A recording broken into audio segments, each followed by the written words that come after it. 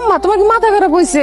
জয়নালরে আমি এত ভালোবাসি, ওরে ছেড়ে দিমু কেমনে আমি? সারান দেওয়ার লাগবো, যেই সারার লগে বিয়ে দিব সেই সারা তোর ভালোবাসবো। মাইয়ারে বুদ্ধি দিতেছেন যাতে আমার ছাইরা দেয় দেশে যায়। সারানের কাম করলে তো সারান দেওয়ার লাগবোই। ছাইরা যখন দিব তাহলে দেশে নিয়ে যাবো কেন? পাসপোর্ট তো আমার পকেটে আছেই, টিকিট তো আপনাদের কাছে কিছুই নাই। আর আমি দেশে চলে যাবো, মা মেয়ের এই থাইল্যান্ডে রেখে। জামাইছে কি মস্কারাও বুঝে না। আরে দূর, তোমার মতো পোলা হয় নাকি? তোমারে কেন ছাড়বো? বিশ্বাস করি না আপনার করে। কি যে কয়, বিশ্বাস করবো না কেন? আরে আমি তোমাকে ভালোবাসি, আমার মেয়েও তোমাকে ভালোবাসে। তোমার মতো স্বামী পাবে কোথায় আমার মেয়ে? মনে থাকবো তো? আসেন। আমি তো কিছু করো নাই, এন বকশিসের লিগে হাজির হয়ে গেছো কেনা? শিশুর চোখ কথা হচ্ছে স্যার। রুম চেক আউটের সময় কিছু জিনিস মিসিং আছে। কি ধরনের কথা কইতেছো এগুলা?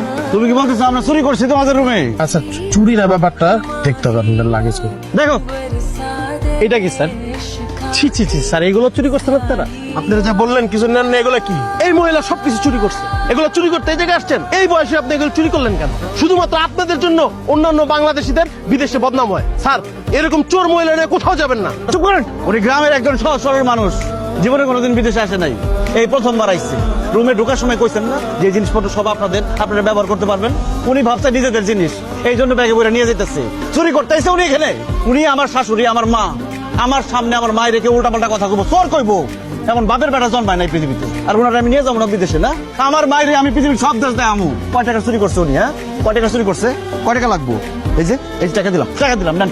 সরি, আমি এক্সট্রিমলি সরি।